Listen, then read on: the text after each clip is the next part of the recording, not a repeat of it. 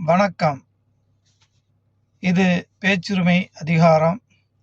அன்பார்ந்த தமிழ் சொந்தங்களே, நேற்று ஒரு பொதுக்கூட்டத்தில் விடுதலை சிறுத்தை கட்சியின் தலைவர் எழுச்சி தமிழர் தொல் திருமா அவர்கள் என்ன பேசுறாருன்னா, எல்லா கட்சிகளுக்குமே 25 லட்சம் என்பது ஒரு நாள் செலவு.